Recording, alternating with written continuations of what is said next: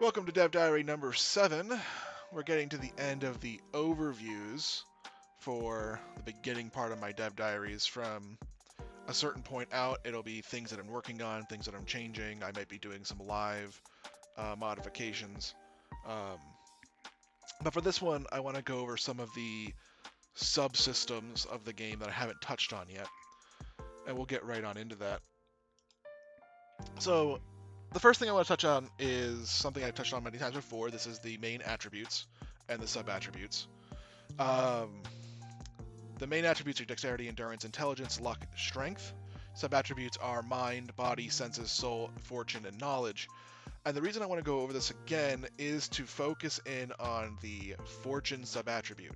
So, before I do that, just to reiterate, sub-attributes are pools, they're dice pools, that you generate based on the skills in the sub-attributes list of skills. So, you might have 3 mind skills, you might have 2 senses skills, and you might have a couple fortune skills. Those that you're proficient in, add 1 to the sub-attribute. Those you're mastery in, add an additional 1 to the sub-attribute. And that becomes your dice pool when rolling that sub-attribute. But, fortune. Fortune is a catch-all. So, there might be some skills that may only be able to go into like mind or senses, or one that might be able to go into body and mind that only really work there. You can play around with them. You could have one skill that you could have in senses. You could have that same skill in mind, or someone could have a skill in mind and someone have the exact same skill in soul. But fortune is a catch-all. Any skill can go in fortune. However, there is a catch, and that failures on checks using the substat of fortune are treated worse than other substats.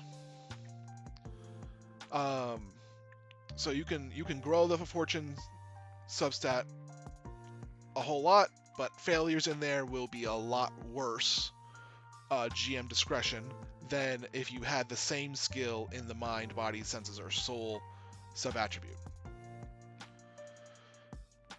Now, the reason I brought this up is because there is a subsystem that makes this actually functional in a regard of, yeah, sure, it's a catch-all, that's a bonus that it's a catch-all, but having that negative is not really worth it all the time.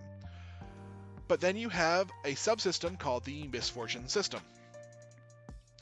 It is a balancing force to the world as well. So at the beginning of every session, players add their fortune sub-attributes together.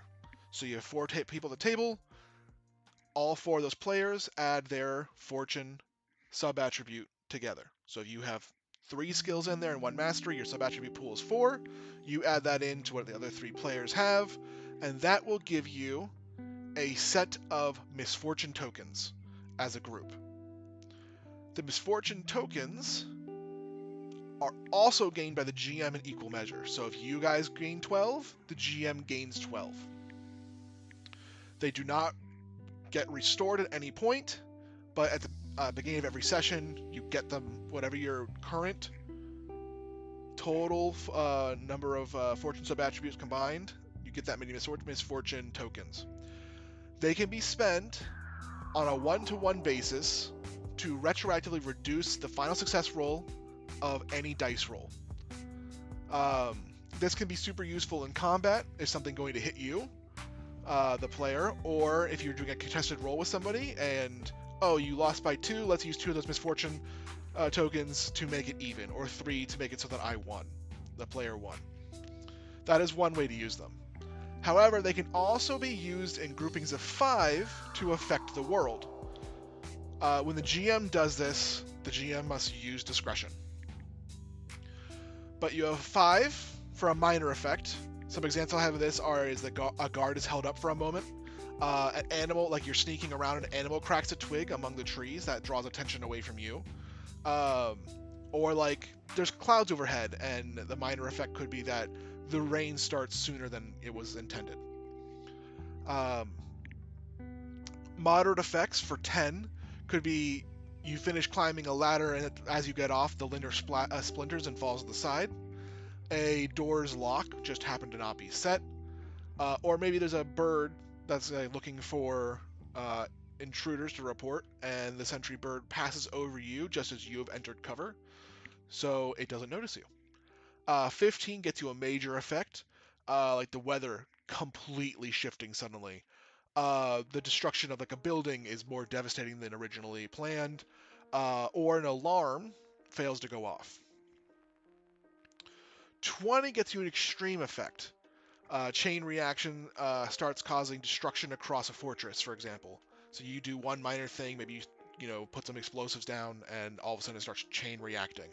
A note depicting detailed plans is left in an auspicious place, um, or maybe you guys have this plan and you use 20 to make sure the first part of the plan comes together exactly as you planned it up until that point.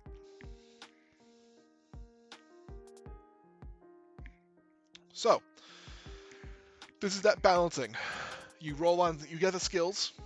They do add to a sub-attribute, but when failing on those skills, it is worse than normal. However, you do get this whole other system that you and your party members can play with. It should be noted that the effects of misfortune, these tokens, cannot directly harm an individual. So you don't have to worry about being directly harmed. You cannot use it to directly harm another person. In other words, you can't cause injury, and you can't cause someone to die. However, the use of the misfortune system can be used to put people in a disadvantaged state or left in a precarious situation. On top of that, individuals can be injured or harmed unintentionally via the misfortune system. The example above, where the chain reaction happens across a fortress, you cause one explosion, that chain reacts. This could cause people to be trapped or crushed under rubble. It wasn't intended, but it is possible. But again, you cannot use it to intentionally cause injury.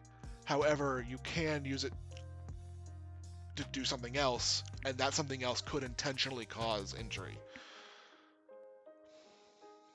So that's the misfortune system. I believe I talked about the favor system before, but I do want to go over this once more.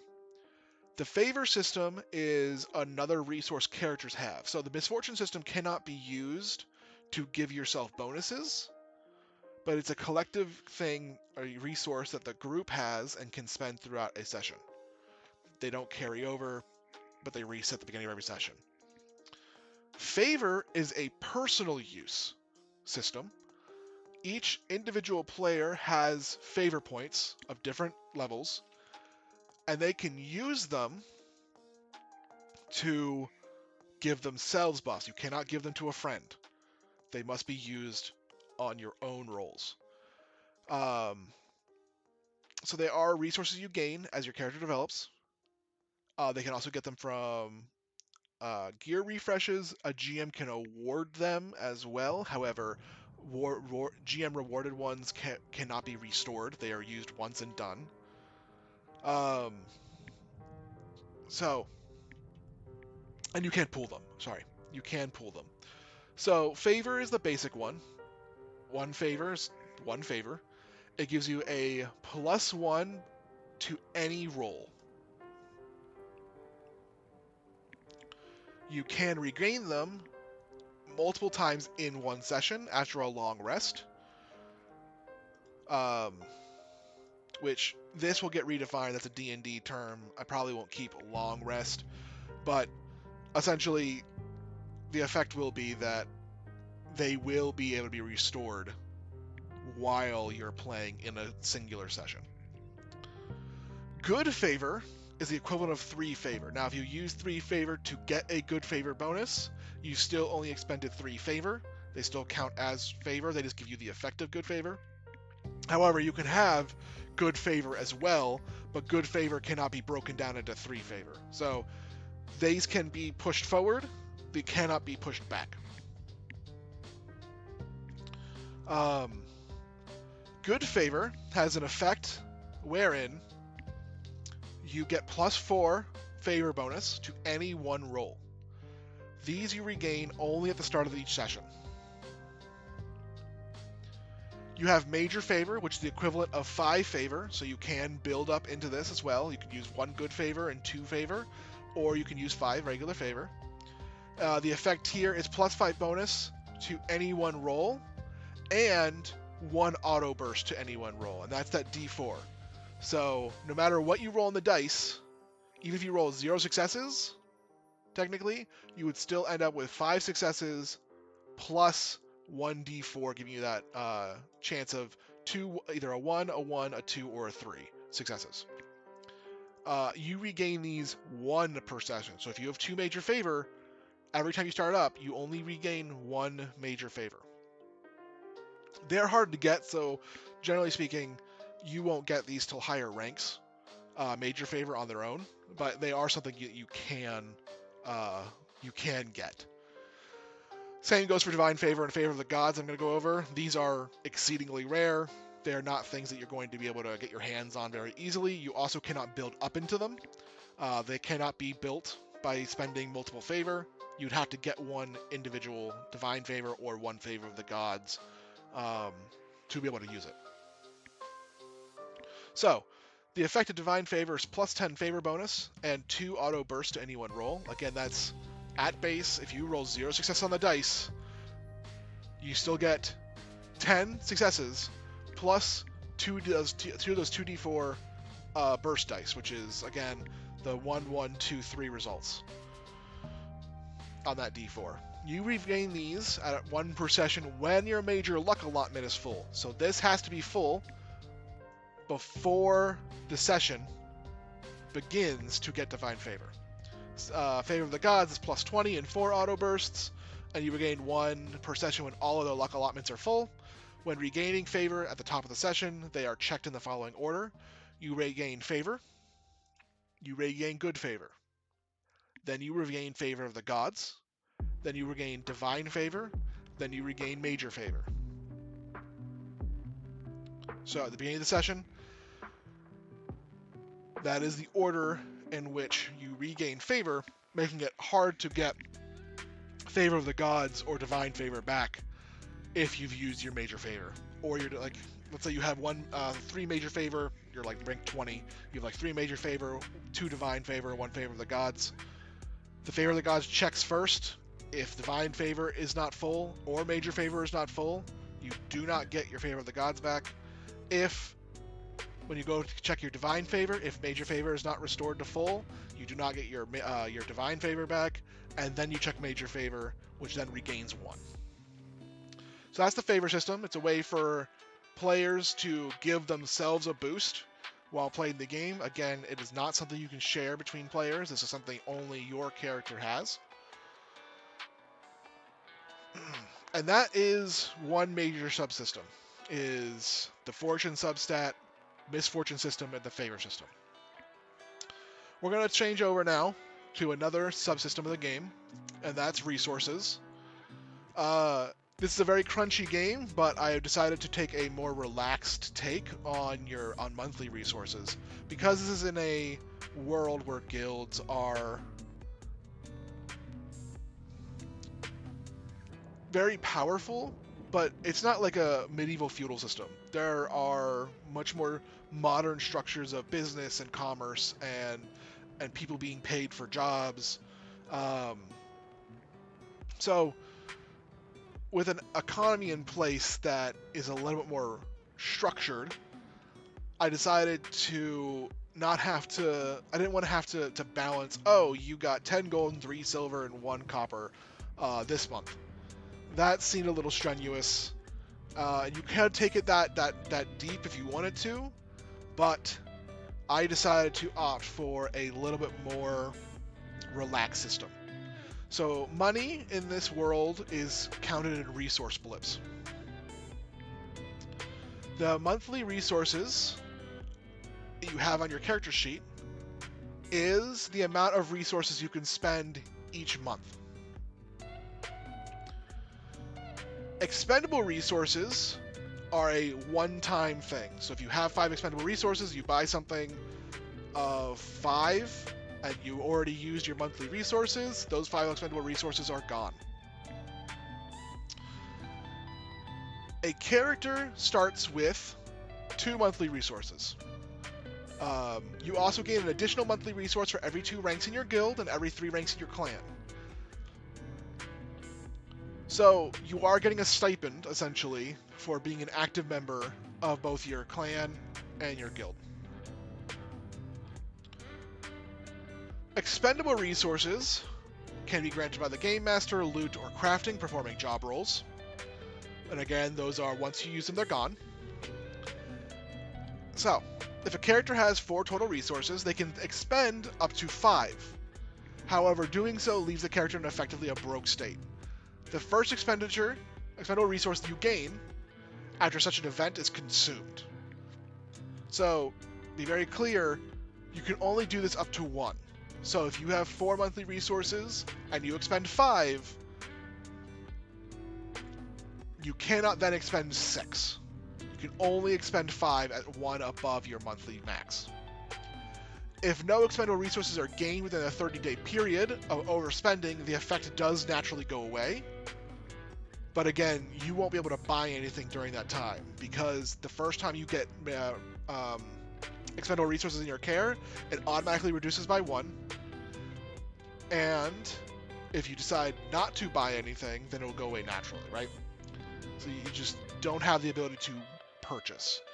If the party is granted money or acquires money as a collective, then 1 resource is automatically subtracted and to compensate for this effect, regardless or not of which character overspent the money. No gaming the system. You can save up, so if you're you can count during a 1-month period, and for the half months, just a reminder that the half months are split on either side of the months of light and dark. The half months count as 1 full month. Not each half counting as 1 month. It's both halves together count as 1 month. They're just split in half.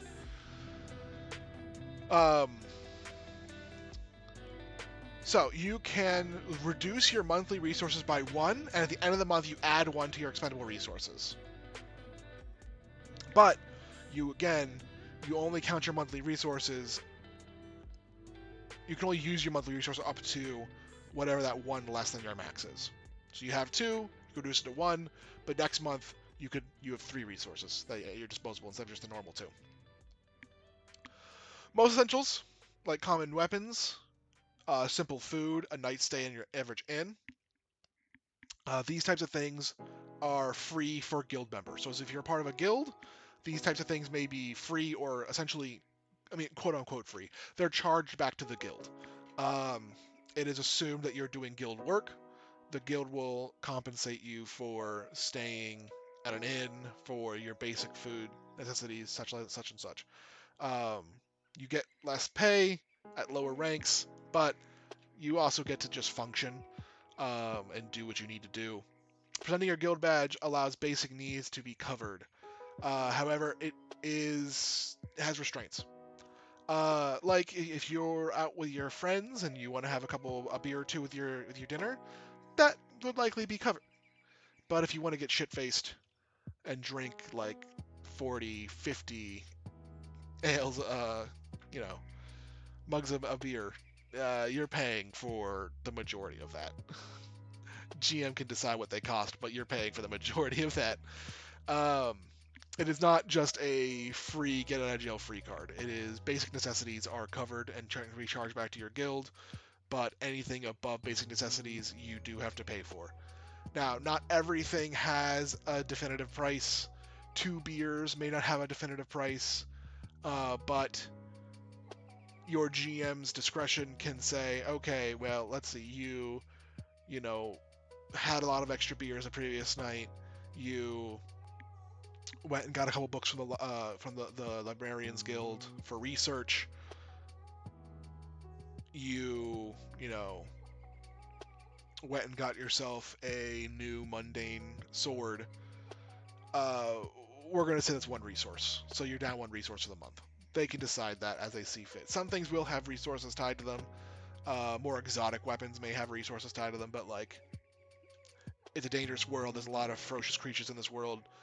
Weapons can be considered a basic necessity, or they can be considered a minor purchase. But over time, if you push beyond the stipulations of what is basic necessity, the GM may decide that you've used a resource to pay for extras, and you know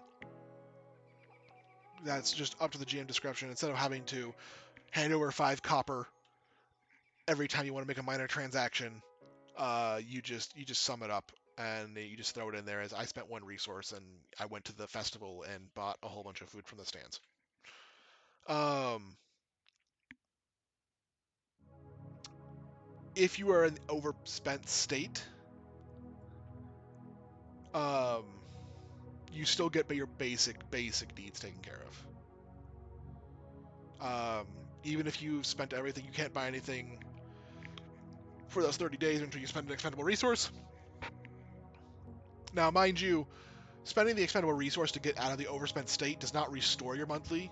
Your monthly still resets on the month, but it does put you in a position where some of those 0 cost things you may be able to get your hands on again instead of just being on bare necessities: sleep, water, basic meals. So yeah, if you are ever outcast, or if you ever want to play an outcast of guilds, or you are deemed an outcast of the guild, you don't get a guild badge. All item costs go up. And that includes 0 item costs. It's harder for you to get them because you are, not a part of the guild anymore. So 0 costs become 1 cost items. So it does get a lot harder if you want to play that on the fringes outcast character. But that's the resources system. Like I said, a step away from the overly crunchiness of the base game. There's still some crunch in here, but definitely not to the complexity of having to micromanage every single type of coin in your possession, or having to manage different clans' currencies as you go between the lands.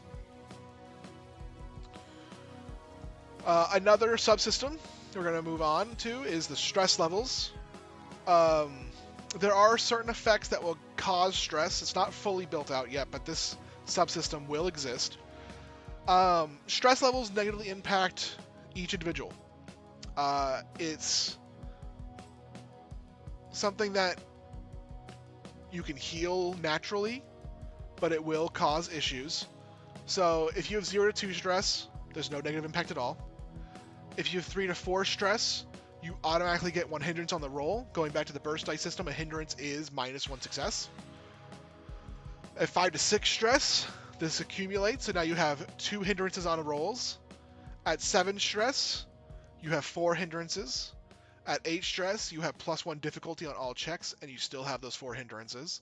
At 9 stress, you have +1 complexity on all checks, plus the 1 difficulty, plus 4 hindrances. 10 stress, you get +1 difficulty and complexity, and 11 plus, you get +2 complexity and difficulty. It's really hard to operate if you get this high. If you do go over 10, you can go over 10. The marker on the character sheet is set to 10.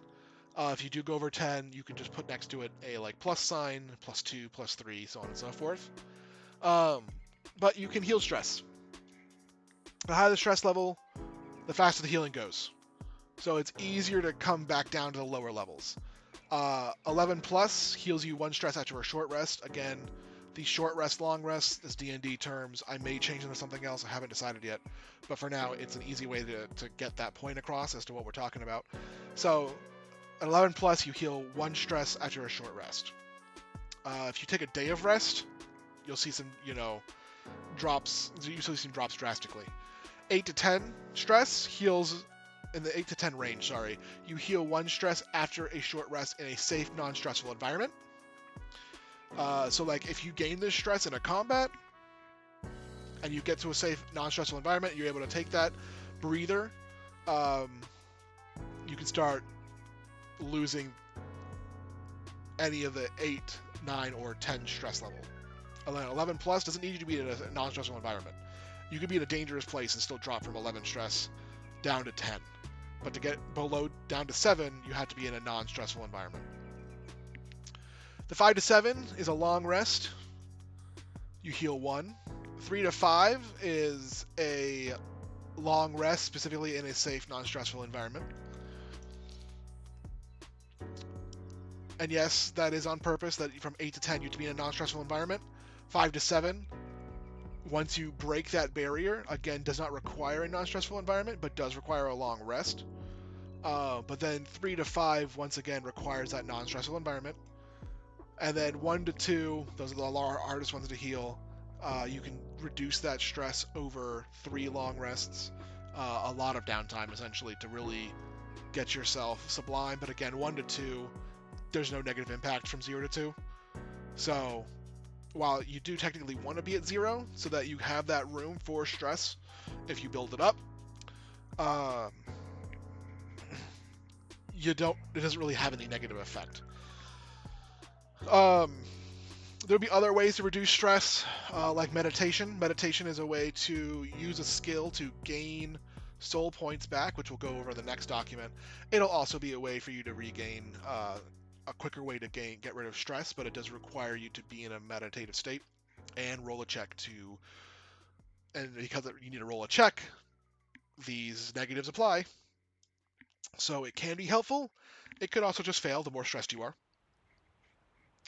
I haven't fully decided what I want that rate to be at for stress for meditation, or meditation-like skills, but I will take the time at some point to get that figured out. You may see this pop up again in a later dev diary where I'm talking about adding that skill or the group of skills into this sub system. Again, how you gain stress. Certain creatures will cause stress in attacks.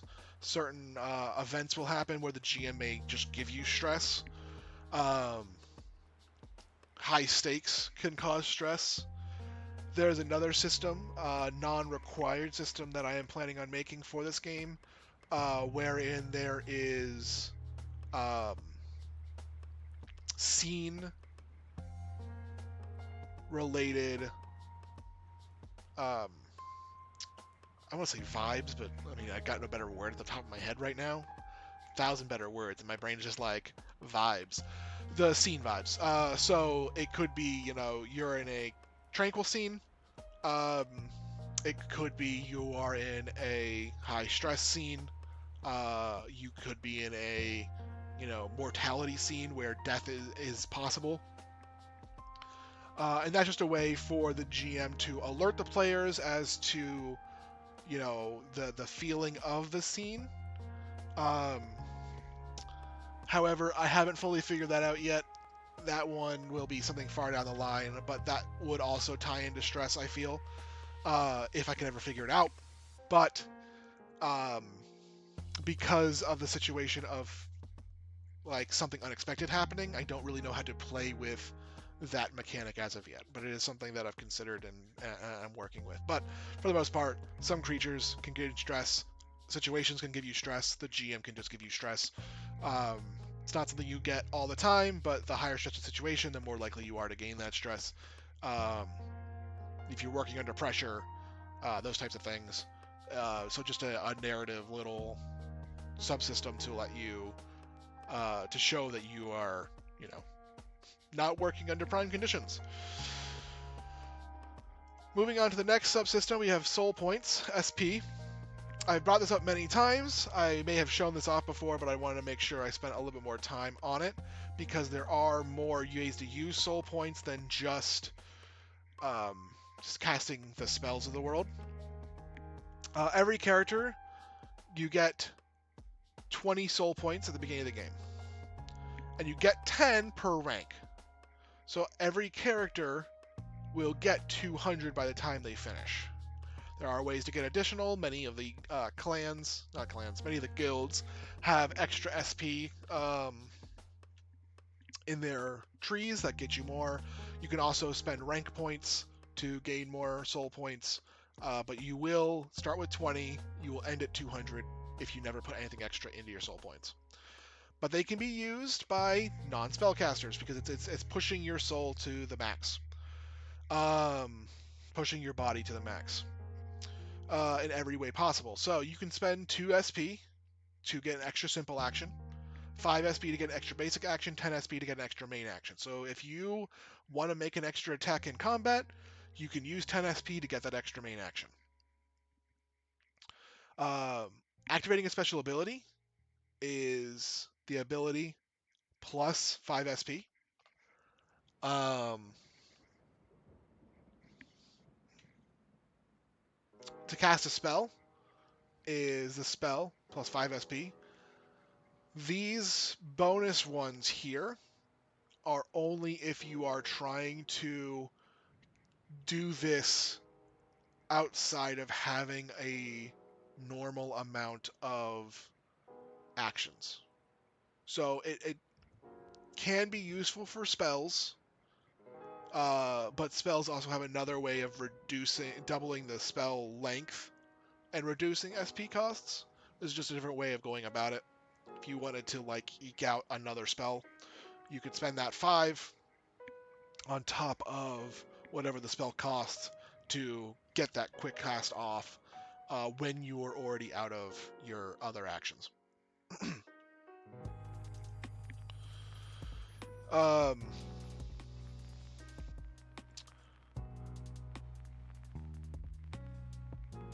10 SP can also just grant you +1 defense. It's not a big boon, but sometimes you may just need it at a moment's notice. This may change, it may go up. This was back when I created the old defense system, so this may go to +5, which is a little bit more substantial, but I have not fully figured out. I haven't play tested the combat yet in the new version, so once I get that, this may adjust. There is a subsystem called adrenaline glands. This has not been fully figured out yet. I have played with it a few different ways.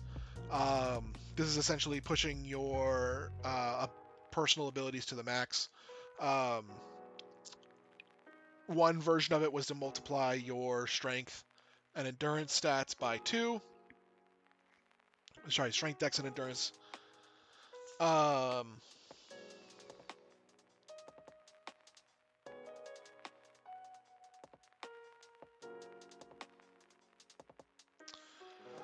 But I'm still playing with this one, so this will come back up later. 10 SP, you can ignore a level of stress for a scene. This one goes back to those stress levels we're talking about, and when we're talking about level, we are talking about these levels. So if you're at 9 stress, you would count as 8 stress. If you're at 7 stress, you would count as 5 or 6 stress. If you're at 5 or 6 stress, you would count as 3 or 4 stress. That costs 10 SP to like just push past that stress and get less negatives.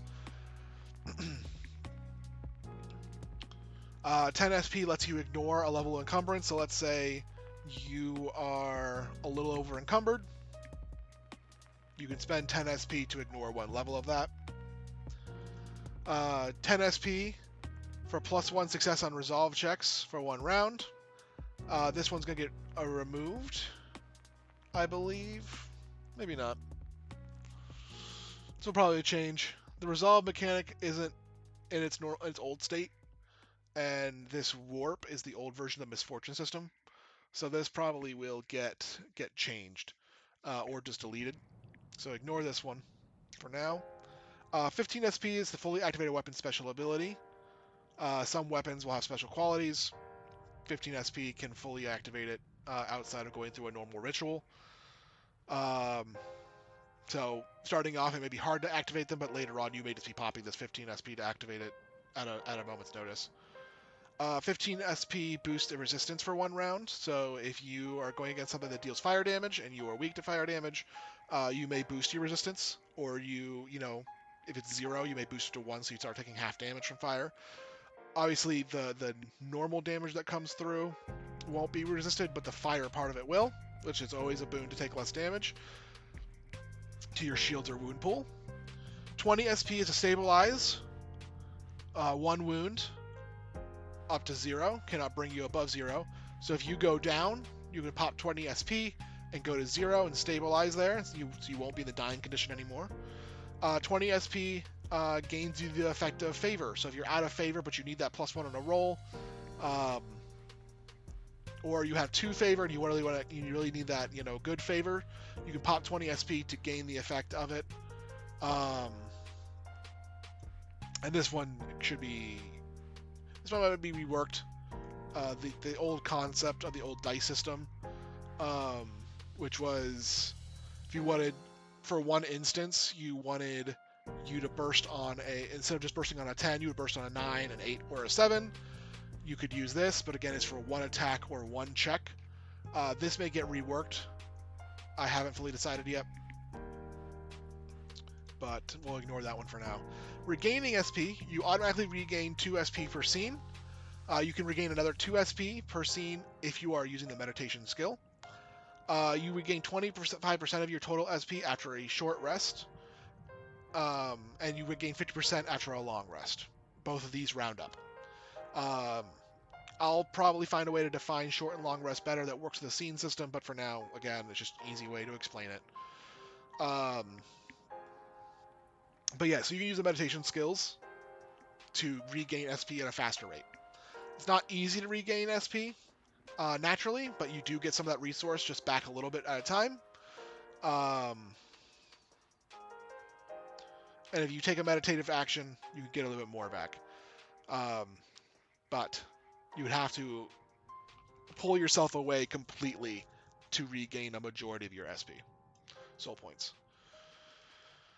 Alright, one of the last ones I want to go over is encumbrance. Encumbrance is pretty straightforward. Encumbrance, once again, is a value. You compare the encumbrance values of the things you are holding to your total encumbrance, your personal encumbrance value. And if you are over, you will start to incur negatives. So at 1 over, you incur a -1 to Dex, Strength, Endurance checks. Defense is reduced by 1. And it reduces your land speed by 5. 2 to 3 incurs a -2 to Dex, Strength, and Endurance checks. So any skill that has to roll with those skills, those stats, those main attributes. Oh my gosh, I could say words. Any roll that has to deal with those main attributes would take that -2. You also take a -2 to defense and reduce your speed by 10 all the way to 7, where it makes the character incapable of actions affiliated with Dex, Strength, or Endurance. It reduces your defense value to 1, and the character can only move 5 feet in a 10-second interval, which is 1 round. Small items have an encumbrance value of 1/4 to 1. Medium items have an encumbrance value of 1 to 2. Large items have a 2 to 4 encumbrance value. Extra large items have an encumbrance value of 5 to 7. Some of these have been listed. Some of these are GM discretion. Items held in your hand add half the encumbrance value. So if you're wielding a sword in your hand, that won't incur the full encumbrance value on you.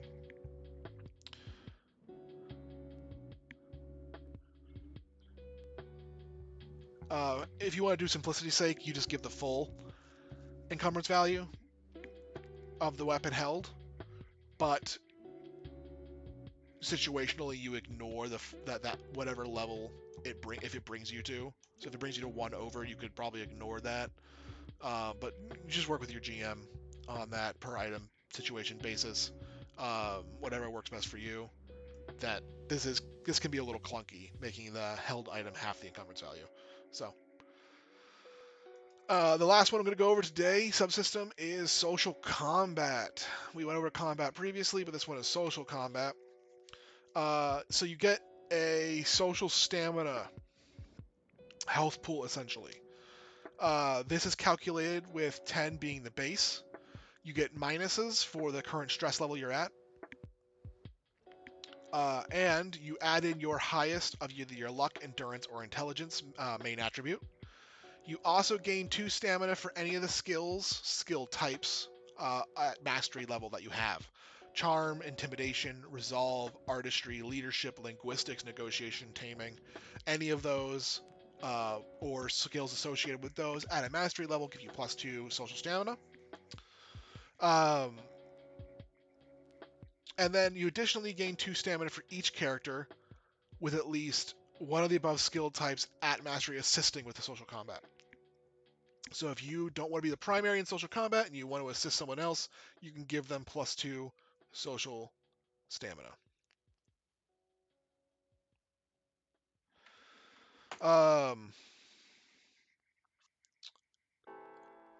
And it's at least one of these. So you're not really good at it, but you have 1 mastery. You can still help out a little bit by giving them a little more stamina. In each round of social combat, both parties will make the social checks that you want, with the appropriate skill subject matter being discussed or debated. The GM can give you bonuses depending on what you say, but that is the basis is that it's a bunch of opposed checks. On a tie, both parties will take 1 social stamina damage. If one side wins a round by 5 or less, the opponent takes 1 social stamina damage. If one side wins a round by 6 to 10 successes, the opponent takes 2 social stamina damage. If one side wins a round by 11 to 15, the opponent takes 3 social stamina damage and the winner gains a social stamina. So you actually heal a little bit.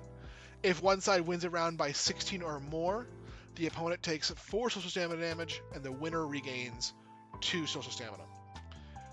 If the winner of an overall social combat is graceful in victory, they can gain 1 to 3 levels of friendliness with the opposed party. If the winner of the overall social combat is rude in their victory, they can gain 1 to 3 levels of hostility with the opposed party. If the winner of the social combat is neither rude nor graceful, in victory they can gain 0 to 1 levels of friendliness or hostility with the opposed party, depending on where they already stood with you. So social combat is kind of based off this friendly or hostile. It's a really basic chart, something I whipped up a while ago, but very quickly just to get my brain around it. So every character has some kind of hostility towards each other. The basic being neutrality. They don't care either way. It goes up to 10. Levels 1 through 3 treat the character as more friendly. 4 or 5 will attempt to help the character. 6 or 7 will help the character beyond just like basic help, I guess. So like, we'll answer your questions more thoroughly. We'll actually assist you with something. 9 or 10 will actively go out of their way to help the character. And then 10 will help the character without question. Like they're there with you. They got it. Going in the reverse, hostility, you treat the character with more hostility than normal. 4 or 5 will not help the character at all. 6 or 7 will hinder the character. 8 or 9 will attack the character if the situation allows it. And number 10 level 10 will be attack on sight. So you can choose to have those. You can really play with this if you want someone to be more hostile towards you or you want to be more friendly with you. You can choose how you end the social combat in those ways. But overall, this is a way to handle strenuous social interactions that are not just small talk, but are more, head to head. Whether it be, a debate, maybe you're at a guild conference and something has happened and you need to, prove a point. Maybe you're at a wedding and someone has decided to be rowdy, but you are not using swords or anything to take care of it. You are choosing the social route to engage them. Uh, Maybe the end result is you engage them with social combat to convince them to leave, but they want to stay and cause havoc. That's a way you can use social combat. Um, so those are some of the subsystems that I wanted to go over. That really completes the overview on the base characters. I want to do one more overview on vehicles because I have quite a few vehicles I just want to like touch on and show what they look like in this world. But this is, as of right now, pretty much everything I have for the main and subsystems of the game.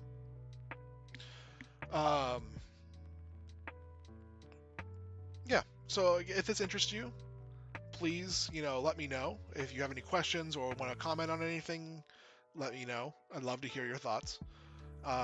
Once again, thank you if you've listened to this video and gotten to the end. I very much appreciate that on its own.